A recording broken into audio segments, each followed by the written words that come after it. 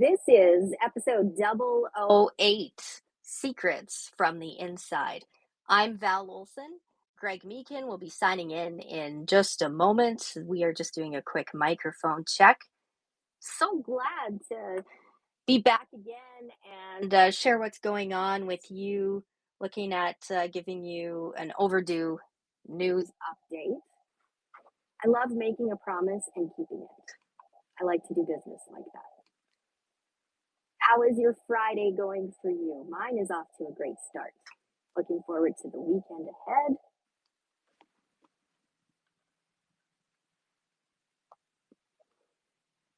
Good afternoon, Greg. How are you? Hear me, my dear? Can you hear me? Okay. Yes, you're coming through loud and clear. Wow, your mic sounds pretty darn good too. Never a dull moment behind the scenes. I'll tell you what, trying to log on to your first version. Boy, I'll talk to you after the show about that. I couldn't log on to Twitter and my screen was going crazy, like jumping all over the place. Very different. So we'll leave that for maybe episode 009, Val. Yeah, you'll have to have your techie kids look into that. That's right. Did anything go across your screen? Tell you what, so far so good. I'll let you just do a quick intro here. I'm getting myself just settled in, as you know. This is ad hoc. This is on the spot. I had not planned on doing this broadcast. You might recall about 25 minutes ago, I was out on the road down in Arizona City, but I wanted to get home to my my wonderful Mr. Midnight microphone to do any broadcast, including this one, because I think there's just too much breaking stuff right here, which you'll go into a little bit. But wanted to do an ad hoc, on the spot, Secrets from the Inside, episode 008, ad hoc. I like that. And again, I'll let you do a nice little intro. If I sound good here, it sounds good on my end. You go ahead, Val. Go do us a little show intro and stuff, and go from there. I know you got hot potatoes in your hand today, so go ahead.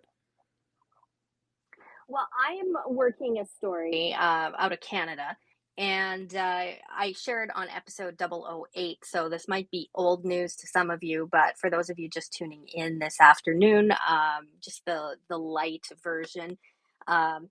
So basically, earlier this week, we heard that, there's going to be some implementation of tampons and maxi pads that are going to be apparently available to federal employees. Okay, so this impacts agencies. This impacts certain people, not all people, was what we were told off the hop.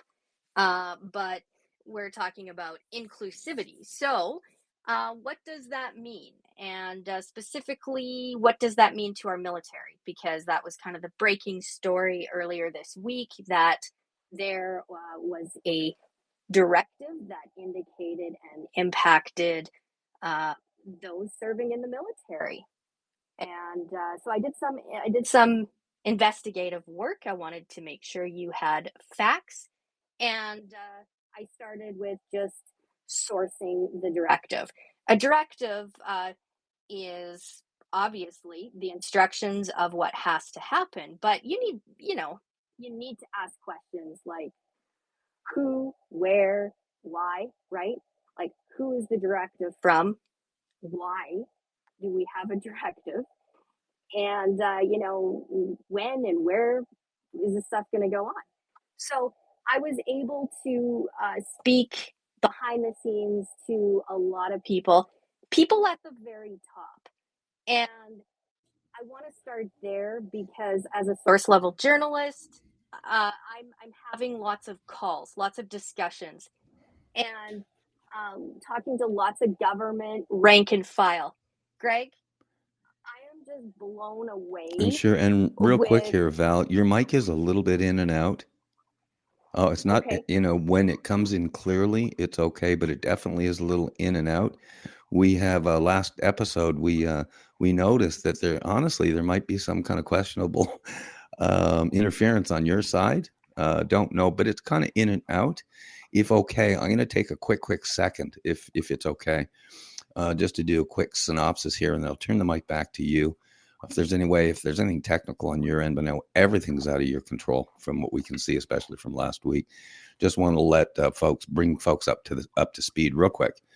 As the American publisher down in Arizona, I had heard either it was late last week or early this week. I'd heard from Val Olson, independent journalist. Does a lot of research up in Alberta and stuff. She's the Alberta 51. Remember Val? Advocate, advisor, cheerleader, whatever. And you brought up, as a matter of fact, kind of off the cuff, this story, and it perked my ears up. And now I'm sitting here Friday afternoon, and I still don't have answers to the innocent questions I'd asked you as a quote. I call myself a assignment editor. And I do always stay independent on my stuff I publish and stuff. But this perked my ears up because I said, wait a minute, we have a law. I think it was called at the time, and we're trying to research this, a directive, apparently from the Canadian government, right out of Ottawa, mandating tampons and menstrual products into all federally regulated buildings and organizations. Again, I'm trying to catch up here because I don't seem to get a lot of straight answers. And I'm under the understanding that extends to, of course, the military, who are federal guys for the most part. I'm hearing that it could extend to the provinces. I'm not clear on that. But what it is, it's a mandate for tampons to be installed in, of course, at no charge to the consumer in all restrooms, including biological male restrooms. So it perked my ears up just because it didn't quote sound right technically. I can understand the concept of health and things being no charge and all that stuff, but it perked my ears up, and I asked you, as a matter of fact, to do a little bit of digging on it, and let's see a copy of the directive. It was blah blah blah. Let's see, what it said and who the signers were, and because December 15th, hello, that's today. It's going into law. I have a lot of Canadian friends. I don't know one Canadian friend who knows anything about this so far. Again, it's early, so I wanted to visit with you here. Timestamp it today on air. That I had some concerns. I just want some really clear answers, really from the U.S. side of things, because as I mentioned on the last episode, we covered this in episode 007, Val, where I'm saying, okay, does that extend to the military? Of course, how about extended military to the bases around the world? Most notably, at least for me, interest-wise, in the United States. Does this affect U.S. Military bases, U.S. Anywhere where Canadian employees might be? I'm hearing employees might be. And does the U.S. have to participate in this as far as installing new infrastructure into their existing facilities? And I'm saying, boy, I got a lot of questions here, Val. I got a lot of questions, and they're really straightforward questions that should be transparent from of course, any government agency. And it got to be more of a wild goose chase. I'll just say that. I'm allowed to say that. More of a wild goose chase, trying to get information, answer some basic questions and stuff. And to this moment, I'll tell you right now, I put kind of the end of this week on as a deadline on finally getting, the story disclosed and transparent and what the facts are. And I don't have any answers to any question right now, Val, other than what I see on their kind of press releases. But I'll again, I've started to take a little bit of a monologue here, but I wanted to catch up, especially Americans, on this. This isn't national, definitely a Canadian issue, but it might be United States, it might be international. So I'm just gathering information, Val, on the Arizona side, probably to report to my people. Does this affect some of our state or national leaders? Is it something they want to opine on or weigh in on? So that really prompted this show, this ad hoc impromptu show. I apologize for taking over the mic a little bit there, but I really wanted it, especially for our American people, because tell you what, Val, I've talked to maybe 2, maybe 3 Americans, one including a leader down here. They can't believe this. They can't believe it. I won't keep any graphic language. I'll keep graphic language to myself on this one, Val, but I can't believe we're just trying to understand, trying to get some questions. So back to you on that, Val. I hope your mic works well here. But go for it, because I know you've been researching diligently all week. So go for it. I have. So you keep me posted on my microphone. We do have a backup option here. So I'm on the microphone right now. You just let me know if it cuts out. Basically, where we're at today is directive is not in our hands. What we have learned is that this is all hinging on a labor code. Okay, so we've had terms like policy. I've heard law. I've heard bill. I've heard directive. And this really goes back to probably around 2021 ish, is where I'm at in just source level documents, where some people gathered around the table and they put the feelers out for if this was something that would help with, you know, an anxiety and an embarrassment at work, and they decided this was a good way to reduce those things. uh, it was a good use of resources, right, to do this. So who are these people at the table? um, you know, who wasn't at the table that I can find, and I'll stand corrected if anyone can bring me or produce me a document. I did not hear anything, any mention of the Canadian military. It was more like planes, trains, automobiles, dudes, and there were a few other ministers that you know were a part of some of these discussions. And fast forward, here we are with the rollout. And the rollout of this is the national defense spokesperson seems to be the cheerleader for this, and is went on record, and you know, he's basically said we are following, quote, the directive. But again, I have been unable to reach the man, direct Major Suman Kim. So if you know Major Suman Kim, definitely have him contact me.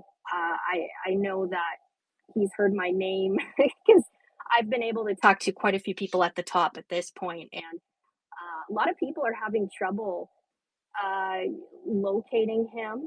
His contact information is really vague, and for those of you that are following in real time, uh, you're not going to find much on him back to 2018, an old phone number. Unfortunately, the phone number is disconnected. Uh, you know, and he's changed his rank, so he's in the capacity of a major now. But most importantly, he's the face of, right. Like when you're the spokesperson, you're like you're the go-to. So it's a very very public, very demanding type position. However, all I can report at this hour, Greg, in my books, he's MIA. That means missing in action. I'll just interject real quick on that, just to, and I'm going off of memory here. This is a big, because this was the name referenced at the beginning of when this story was first, quote, released, and it's Major. And correct me if I'm wrong. I'm going off of memory. It's Soomin, Soomin, and then last name Kim, Kim. Was I right on that? So I asked a very basic question. His name was referenced on the first, press story out there. So who is he? What's his contact info? Whatever. We can't find anything. I won't make any American joke down here like "Where's Waldo?" I won't say "Where's Waldo?" Okay, but it was curious to me, Val. So would love, even to this moment, to chat with this gentleman who, as you say, is basically the face, the spokesman of this, and that he had released the first dialogue of this directive. And so I will leave it at that. But if Major Kim could contact either of us or let us know if indeed he's out there available with contact info, that'd be great, because it was his face that went on the original press release. So I'll leave it at that. But wanted to make sure everyone had his name spelled correctly too, because again, your mic's still in and out a bit, but I can understand most of the stuff you're saying here, Val. Well, right, and just from a security standpoint, he's been deemed the public face of the spokesperson. The spokesperson comes with expectation.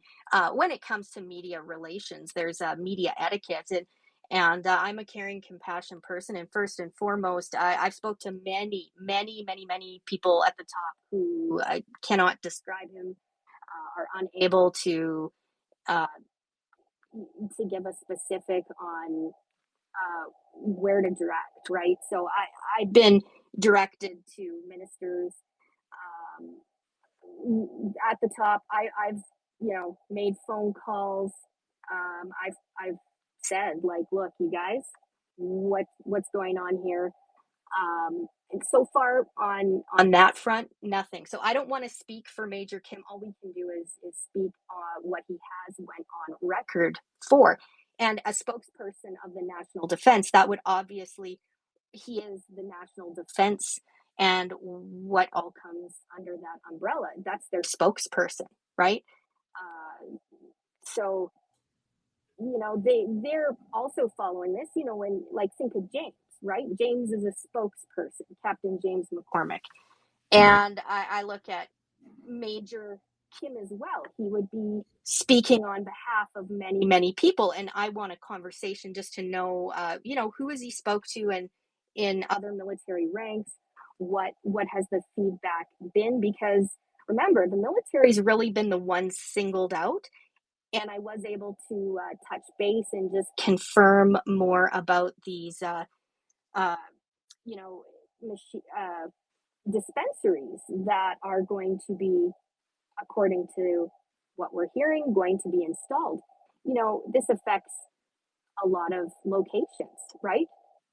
Security comes with that, security concerns. So there's so much that goes into when a policy or directorate comes out. Just quoting that news story, there's a lot that goes on behind the scenes. So I have a lot of questions, um, that I don't have answered this hour. These are more, Greg, probably like media to minister questions. It would be better for a cell phone call. I have anywhere from 30 to 50. Did you want to go into that, or should we save some of that? Because the list grows as I Oh, make more sure. calls. Anywhere from, think about this, only from 30 to 50 questions. Is that all, Val? Is that all? I've got a dozen in my mind, and they're basic questions. Um, but I'm going to take just a quick second once again, and I'm just going to kind of list out kind of what I'm thinking here. Again, I do hope for a short kind of ad hoc show. Put this stuff on the record, which we already have. My questions are the very basic questions. They're what a CEO would ask to a CEO. And that is, this is a new law starting December 15th. Does that mean all bathrooms under obviously federal jurisdiction and the military, are they going to be installing stuff as of this week, the 15th? Secondly, does it obviously affect, who does it affect? Does it affect military bases around the country, et cetera? My question would be, who really developed this entire directive, and why there hasn't been at least more public notice, to my knowledge. Got another, other questions. I'm hearing my source is not confirmed yet. $29 million program or budget. Not sure. I'd like to say, hey, ask how much is this costing, or how much is this projected to cost? I'd be asking if the United States has been talked to about this, and whether indeed they will have to participate in funding if we're changing bathrooms here. And let's be clear, the other questions are, how many people are we affecting here? My understanding is this directive is to include biological male restrooms. So my question, like I say, as a CEO, just a naive question would be, how many people does this policy affect? Is it a percentage? Is it a small percentage of people, meaning folks that go into a male bathroom who menstruate? This is what I'm hearing. So I'm saying, well, regardless of culture, ideology, or science here, how many people does that affect? Is that a percentage? Is that X number of people? How many people in Canada, just in the military, does this affect? I have no clue. So I'd like to hear that. I can't dream these things were not researched. I'd like to hear if about compliance. Harry Brown, the great libertarian down here in the United States, used to always say government programs always sound good at the beginning. They're always in the best interest of people and for overall happiness of the culture. But just ask the people, ask the lawmakers, what happens if you don't comply? So are there fines? Are there notices? Is there, and what Harry Brown always used to say, if you keep asking that question, you'll find out there's jail time. And he was addressing the IRS with this, right? We were saying, okay, X number of notices, you get fines here and there, but in the end, the IRS will stick you in jail. So even these wonderful, nice, happy laws, I want to hear about compliance. There was, based on my research, there's already there's been a plan to implement fines. I believe, again off of memory, they call it administrative monetary penalty. I'm saying, okay, what are those for, and how much? Because there's no disclosure as far as what the fines are. So to put it simply to folks up in Ottawa, can you imagine all you guys up there in Ottawa going down to a car dealer? Can you imagine this? Going to a car dealer and say, "Hey, we can't tell you what we can't tell you if the car is available, if it's real or not. Can't tell you what the contracts say. We're going to send you home in this car that you really haven't evaluated yet, and then 2-3 days from now, we're going to tell you how much it costs you, and you got to stick with it." Okay, so again, call Americans close-minded. I just got so many questions about this, Val. So to the quick summary there, but that's what is on my mind. And the questions have only begun, as you know. And the thing is, I don't understand why there's not clear answers. You know, if you haven't figured out how you're going to enforce it or what the fines are going to be, why'd you implement it? You know, did you talk with who did you talk with here? Did you talk with regular folks, taxpayers? Did you get some input here? So more questions than answers that I have. I don't have any answers so far, other than what I see on very vanilla press releases, honestly. So a bit of a rant there, but that's just kind of getting it on the table. What my questions are. I know you have a bunch of them, but hopefully that will at least catch up my American folks down here as to kind of what's going on. It's an issue of tampons into every bathroom, including male biological, whether you like it or not. Boom, we're going to find you, but we can't tell you what it is yet. So there you go. Back to you on that one, Val. Back to you. Yeah, my research is showing from a dollar amount. It's there were projections released in 21 and 22 that are well over the 100 million mark. The government of Canada has funded 18.9 million on pilot programs where they've given food banks and different programs that they funded in so that people who are accessing these programs are supposed to be able to get these pads and tampons. But I want to go specifically right now into some of the questions dealing with a specific category, a specific group, because the government it loves to use the word inclusivity. And I just shout out again, I can't say thanks enough to the rank and file who talk, who have discussions, who some of them are wonks at the very top, really smart. Like I've talked to some very, very smart people in the last few days and just genuinely having a deep discussion about it. And it's great to be able to just lay the paper out and start troubleshooting. And so, one thing in particular is addressing one of the people groups, being biological males that are using, the biological male bathroom. And when it comes to a specific number of their group, their sect, how many tampons are they going through? And we need a number on that, at least a projection, a study of some sort. So those numbers are not available yet. I have not been able to track that study down. I am very curious. I'm following closely. How are they going to implement and see that the program is being followed. So, as an example, you may have heard there was a press conference today at Billy Bishop Airport in Toronto. So there were ministers on hand. They're going because today was the official day where the appliance in the bathroom to take these free accessible pads and tampons, make them available, is up and running today. So it's a photo op, for lack of better words. How do you police that? Because these dispensaries, these pads and tampons are being paid for by somebody. Okay, so how do you police it? Do you go up to somebody you suspect has used what Canada has deemed a tampon, just to be clear, is deemed a medical to device. So when you're dealing with a medical to device and inspection of these things, you need to have somebody with training and skill.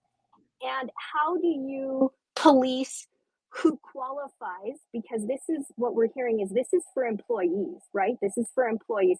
But potentially in an airport, a federal employee may use a public restroom, which means under these laws that they have to be accessible. So how do you properly inspect and regulate? Or do you just pay for pads and tampons for the whole world? Like, is that what's happening? Which makes this a global issue. Is Justin Trudeau responsible for paying for pads and tampons for the world? And what is the dollar amount? Like, has anybody sat down and identified what this is going to cost the Canadian taxpayer? So that's one of my 60 questions. But also, probably another big one that I think has international attention is, and again, it's important we break down all these groups. The government lists off, the cis, the LGBTQ plus, they list indigenous, they break people down into groups. So I don't mind doing that either, and specifically drilling down to a specific group. Again, I'm going to go with the biological male. What I haven't been told yet, but I've talked to some really, really great guys in the background who I've said, look, get the minister to call me on my cell phone, because the top question that global news agencies are going to be asking me for is, Val, what did they say? So this is the question. Just grab a pen, mark it down, write it down. Where exactly, which hole specifically is the government of Canada instructing the medical to device be inserted for Canadian males?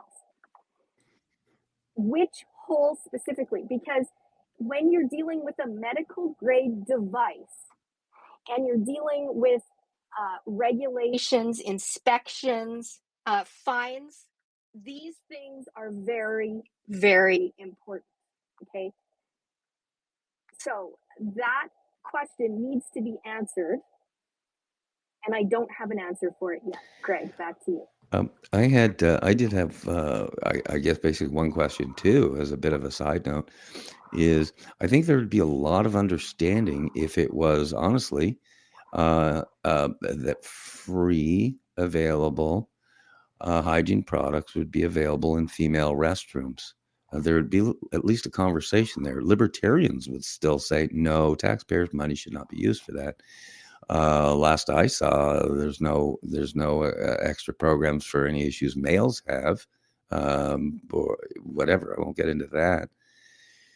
But my question would be, I think there would be a real element of understanding if it was female restrooms, but on the male restroom side, biological male restroom side, I had one influential person I chatted with real briefly about an hour or two ago about this.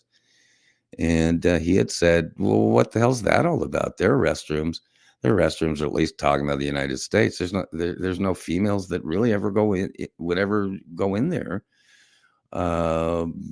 I mean, literally, for whatever we're talking about, entire military bases or whatever.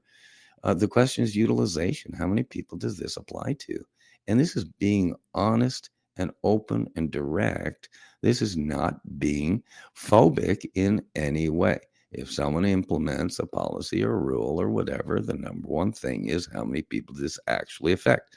How many people walk into a men's restroom and have to use a tampon? I mean, it's not a complicated question. And if so, what's that number? And now let's do the cost effect or the cost value effect and just see what those numbers look like. But again, we can't get even the most basic answers, Val, never mind these budgetary answers. And the sad news is this appears to me to be, unless I'm wrong, 100% taxpayer funds that's being used. And I don't know how do you love this? If you did a referendum on this issue, I wonder what percentage would say that's a stupid idea. Oh, I had Well, to this go is there. some Anyway, talk. back to you, Val. Back to you. Well, this is the government, to my understanding, has not is not caught up to some of the questions that we are addressing. But this is a big one. This medical two device. They've said their own numbers. I'm quoting their numbers. Say 35%, 33 to 35% of people in the workplace use potentially use this medical two device, and government is mandating it.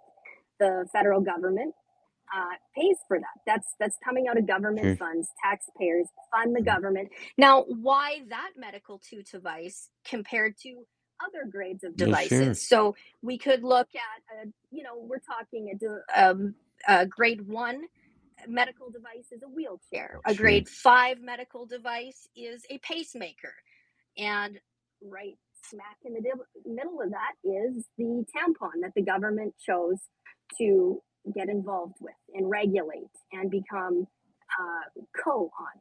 So these are big questions, especially the regulation. And Sure. they've said their mandate. I just want to give the government the benefit of the doubt and give them the warm and fuzzies here, because they said this is all about to reduce anxiety, reduce embarrassment. But I can tell you, as a woman, it's kind of weird to think about somebody in government garb doing an inspection and making sure that the requirements are met. And like, how are they going to do this? Because if you're going to roll out a program, right? You Uh, roll out a program, you can't just roll it out and not be able to answer these very basics of questions. Now, I still have over 50 questions left. well, and if people think these are out of line questions, they're not. We've heard at the borders in the old days, immigration days, they do strip searches. These aren't out of line questions, Val. But I want to touch on two things that you just brought up. You brought up, and I saw that statistic on the release. Was it 33% of people? What was that number, real quick? There's two numbers floating, 33% and Okay. So let's just 35%. say, yeah, round it off 34, average off, it off just like Vegas. Okay. My question, again, as a CEO, would be okay, of the 34% of people that you're saying this policy affects, or this directive or affects, or this law, or whatever they're calling it, Val, 30, let's do 34%. Of those, how many are biological females and how many are biological males? It's a simple question because they're using, that's a big number, 34% usage. So I'd like to know, of that 34%, what are biological females? It's a very clinical, direct question. As you say, they've taken it to the medical world now. You broke news to me on that with the, is it what's it called? Category 2? What is it called? Yes.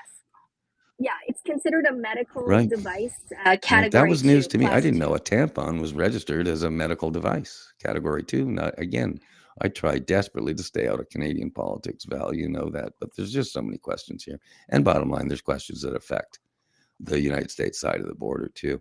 What I'd like to do, if this is okay, I'd like to take maybe 5 minutes, whatever, and wrap up this. Oh, actually, goodness, how far are we into the show, Val? Because this was ad hoc. We were going to do pretty short here. How many minutes are we into live time here? know what? I don't Okay. know. My timer is not showing up, but Captain Yes, James just popped in. I want to give him the I saw opportunity that. to, maybe he wants to weigh I in saw on that. this. If not, no Did you worries. have your little doorbell handy? Your sound effect or no? Yes, of course I do. That's right. Yeah. Ding, Let ding, me ding. let me take this real quick. Captain James. Yes, sir. Wow. Wow. Thank you for dropping into Val's kitchen. We got a big one brewing here today, my friend. Thank you for dropping in. I know how busy you were. Just to let everybody know, Captain James McCormick is the third part of our trio, our trifecta of freedom. Captain James McCormick. I won't do a big interview because there's some intro because there's so much that we have on these previous shows with him. But I'm so thrilled you could drop in, Captain. I'm just letting you know to bring you up to speed. We're talking about the Canadian government. Now I'm talking to an American, right, Val? So I can explain it. The Canadian government's mandating. It's called a directive. They're not sure if it's a law or I think it's a policy, whatever, saying mandating tampons in all restrooms, including biological male restroom rooms, through any facility or where employees, federal employees are. And my understanding so far is it applies to the military. We haven't been able to get a straight answer about whether this is stateside American bases that might have Canadian guys, Captain. We don't know if it's internationally, whatever. Bottom line, there's a multi-million dollar program being rolled out. And it's being released today, and I don't know one Canadian that knows about it. So you weigh in. Let me give you the mic here, and just weigh in real quick. Thank you for so much for dropping in today. I know how busy you are. Hey, listen, I was just on a call with the Roughneck Regiment, which is a new organization under the Oil and Gas Workers Association, and I'm telling you, we're going to roll something out. This would be a good thing for them to chew on. Speaking of tampons, I would just tell you that whenever I played football and boxed and did some other things, I remember they would keep some, the tampon plugs around and they'd shove one up your nose every time somebody clocked you. But that was a different thing. The bizarre. James. Oh, it's great. Yeah, you run around there, you got the string hanging out the end of your nose, and it's just full of blood. It's a beautiful sight, that bloody rat hanging out of your nose. You got clocked pretty good. But so okay, are these free tampons, or will you have to put a quarter or a loonie in the? You still use loonies, or are they using euros up there? What are they using up there in Canada now? I have it confirmed through a gentleman. I don't have his name in front of me. At NDHQ, as an example, the machine does not require money. It's all free. It's free. All free. Boy, all free. Well, I guess it'd be a good place for guys to go and get the tampons for their wives. So they won't have the embarrassing, I've got to go to the drugstore to pick them up. Just kidding. It's ridiculous. This is a ridiculous thing. I'm not even going to try to justify, why someone would want to do something like that. Other than, once again, we're into this big, why in the hell would you even do this in the first place? And how much money is this going to cost the Canadian taxpayers up there to roll some ridiculous? I mean, come on, man. I was in the Army with some Canadians, and they were pretty tough dudes. I can't imagine that they're just laying up there. And I mean, I can't imagine any of them laying up there taking this one lying down unless they don't know about it. If they don't know about it, then I'm going to make sure and call every damn one of them and let them know this is what's going to be happening up there, guys. What is going on? I'll shame them. Captain, to interrupt. Well, will you? You're on the air tonight with your folks. Will you make a scene about this a little bit tonight, even if it's for a couple of minutes? Your boys up there. I'm talking about Continue Mission Radio. Yeah. I think they would just freak out over this, right? Can you imagine? So feel free to release this story tonight to your boys and just see what they think, Captain. Listen, I'm going to give this to every one of my hardcore people that I can get, and I'm hoping that they'll take it and they'll run with it, and I think that they will. I think that they will. I think that, number one, it's just, come on, man. Why are we even doing this? To satisfy the what? I mean, listen, I've got friends that are gay that think that this is a dumbass idea. Okay. So it's like they're not even looking at this thing thinking this makes no sense to me. But now, what weirdo, bizarro, freakazoid group out there are they trying to suck up to by doing this? Do y'all know which group that is? Because they can't have more. I mean, are there really that many of them? Or are they just a few really loud, obnoxious weirdos? I mean, who wants that in their restroom? Come on, man. I mean, they'd be better off putting a rubber machine in there or condom machines in there, and you put 50 cents in there and you get it, and then you don't have to worry about impregnating people. I mean, maybe that would be a better thing. Have they talked about that? Do they have condom machines in the You back? bring up, Captain, you bring up a good point. Again, some things should be more conversational. Condom dispensers. Remember the old days, the AIDS days. This was this was a true health issue. Hey, we're conversational about that kind of stuff, pregnancy and AIDS. But when you go beyond, again, as you've reiterated, Val, do you have anything quick to? I know you've been listening to Captain and me. Do you have anything quick to interject before? I do actually. Back in COVID days, the government rolled out their program entitled "How to Have Sex During COVID," and they had a pictorial at that time. They addressed very specific, very graphic pictures, things called, glory hole sex. You can look at that. Just type in Canada government glory hole sex. Full-blown pictorials, condoms, all that kind of stuff. So the government is at this time in Canada really projecting, they're really involved intimately in the matters that we're talking about that typically wasn't something that they would involve themselves in, right? So it's an interesting time we're in, but I think it's really important we drill down on all of the groups impacted, and Canadian military being one of them. I will mention the oil and gas sector very much. Their sect is being put on this program and on the lists. I'm reading kind of some background and notes to some of the meetings and recommendations, and the oil and gas sector is definitely one to watch for. They've tried to push this stuff there.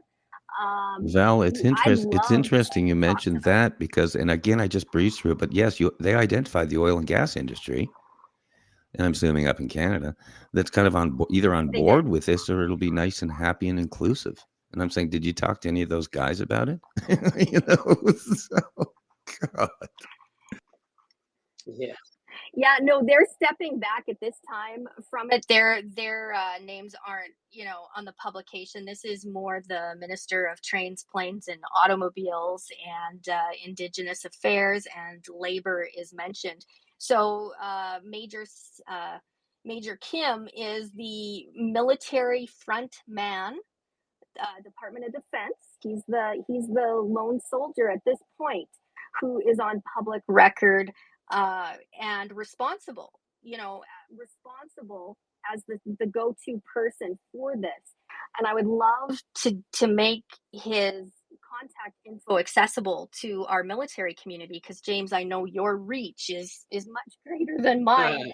And how hard is it to track down a major? Because in Canada, I've spoke to the very tops of government and agency, and at this hour, he's MIA. Is that uncommon for a spokesperson of a department in the military? Well, it is whenever they are afraid to answer a question. It is whenever they've been told to keep their mouth shut. That's generally what happens. So, obviously somebody above this person said, don't say anything, don't answer, ignore it, it'll go away. And that's really the way government's been, and really that's the way people are in general. I'll tell you, the problem is that everyone, has an agenda. They have an agenda. So this obviously is an agenda. I see agendas every day. I see agendas in this museum where I work. I see agendas, in the veterans community. And it's like, ultimately, I look at every one of these agendas and I say, how does this benefit mankind or the group that it's supposed to benefit? On the case, this thing right here, what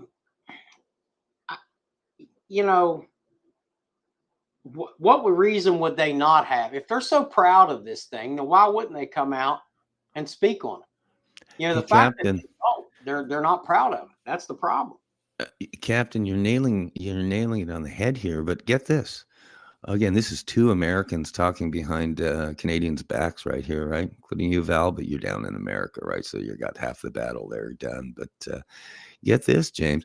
I'm telling you, we're trying to identify whether this major is a real person and not either a ghost or a pen name, as authors say. Can you imagine? Because his name was used as the basically spokesperson doing a press release. Honestly, we can't. And again, give us a call and let us know. We can't figure out whether this is actually a real person or a ghost. James, can you imagine that? And I'm allowed to say that. I'm in the United States. I'm bringing it up because it's a dang good question. Yeah. Well, I think he's a real person. I just think that he's just not going to answer. Number one, these guys get to a point that they think that you're below them. Okay. And so they don't feel like that it's necessary for them to even respond. And that's the damn problem with government all around, is they forget that they work for the people and the people don't work for them. Now, it may be a little different in Canada, than it is in the US. It's a lot different, as a matter of fact, which is why you want to see, you have, a lot of Canadians up there that would like to become American citizens, and we'd like to have them, but ultimately, the problem really comes down to this. They've made a dumb decision, They tried to slip it in the back door. Somebody caught them. And now it's like, oh, we don't want to talk about it. It's like, just ignore it and it'll go away. But, ultimately it's up to the Canadian citizens, to ask these questions. Is this a fight worth taking on? Some people would say yes, maybe. I don't know.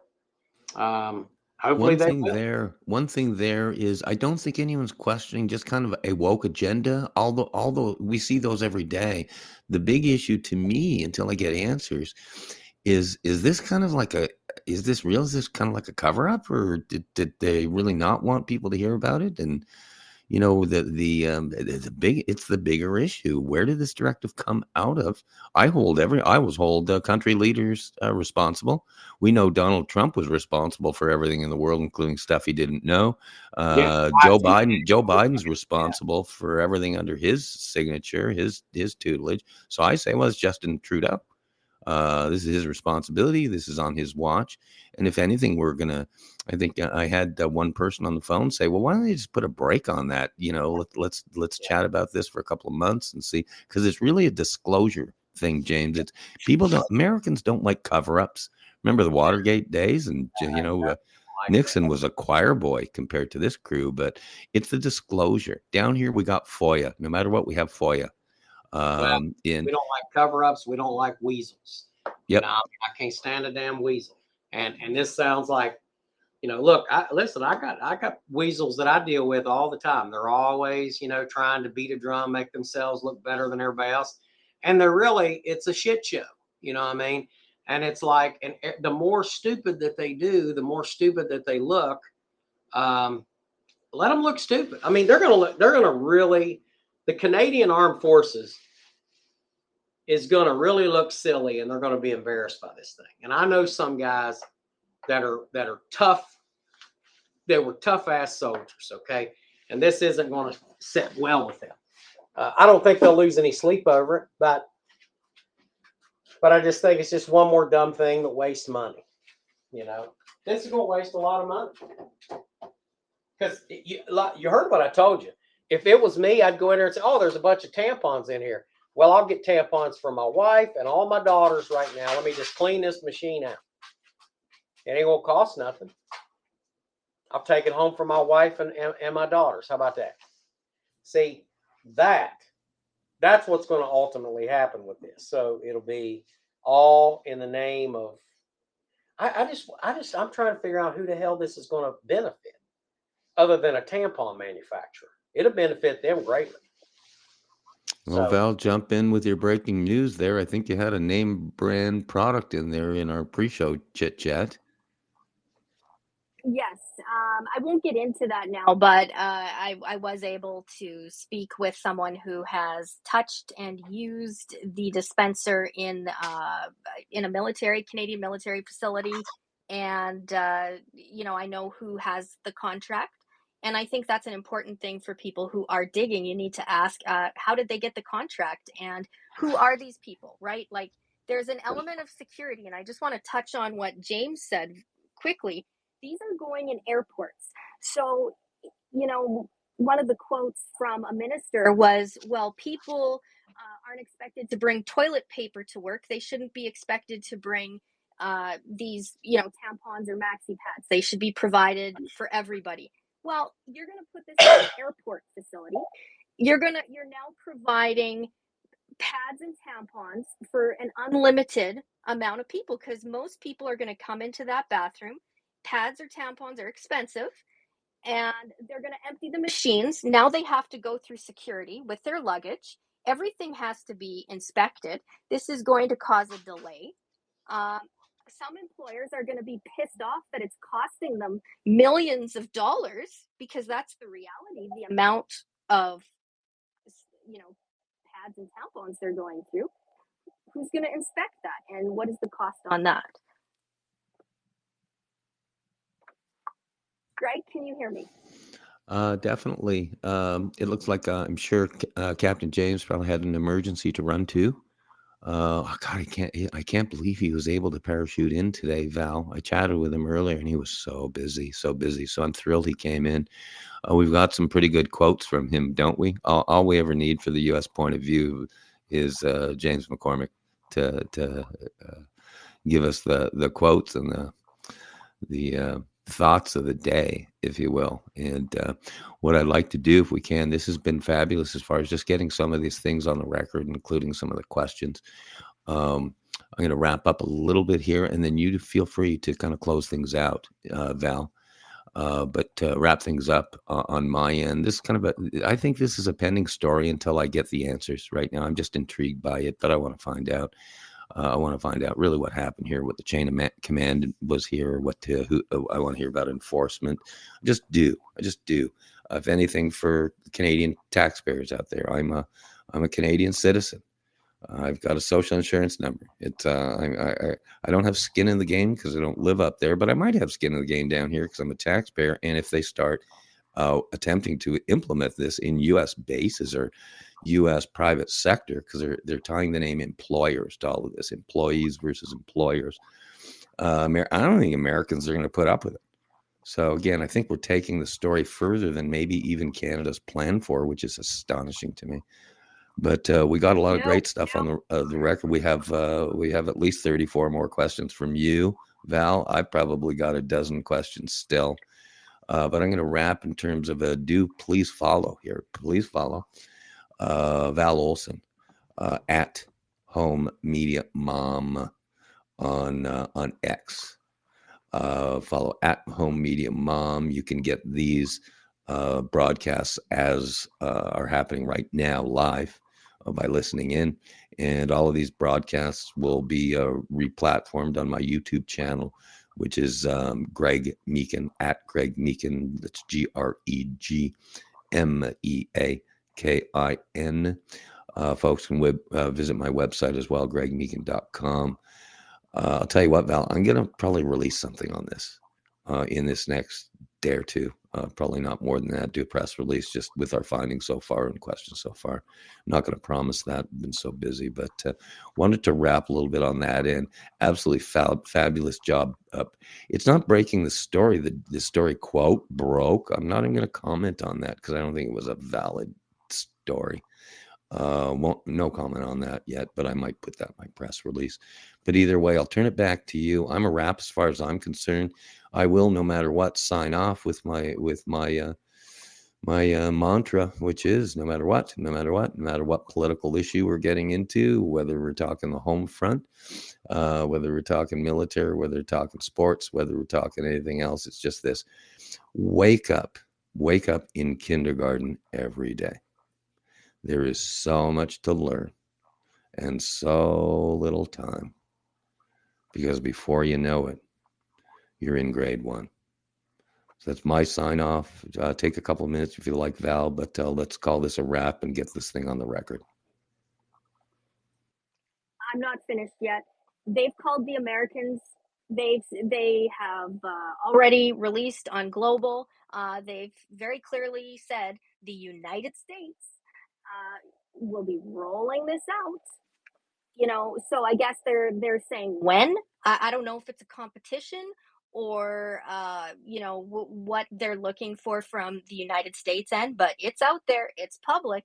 So I would strongly suggest that all these issues that we've addressed today, when you roll out a government program, you have to have answers for the beginning, the middle, the end part. And I ask lots of questions. Like I at least minimum 42, and I have nothing but time on my hands. I'm really passionate about this story. I'm passionate about justice. I'm passionate about matters of national security. This is a national security issue on both sides. Okay, both sides of the 49th. So I'm happy to share the information as it becomes available, whether Americans have questions or Canadians haven't thought through things completely yet. We know that they don't have answers as of right now. We still do not have, like, if you asked for an actual directive, specifically the spokesperson of the National Defense is on record spouting off about, you won't get it. Okay. What we know you can access this hour is labor code laws, and how far, I guess that's a big question. Just helping my American journalist friends out who are following this, you're wondering, well, how much teeth, or how sharp are the teeth on the labor code law?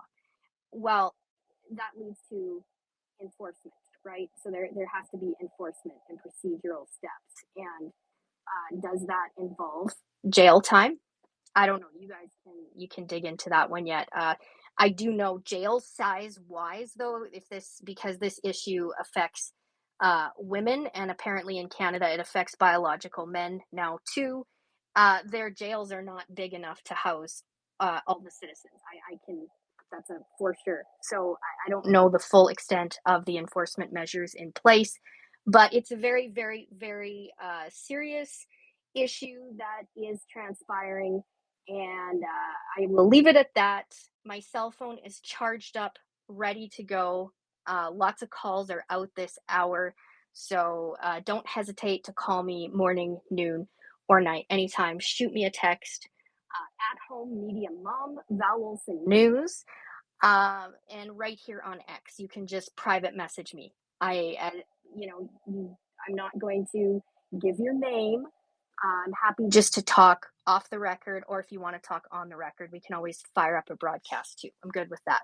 This is episode 008, Secrets from the Inside.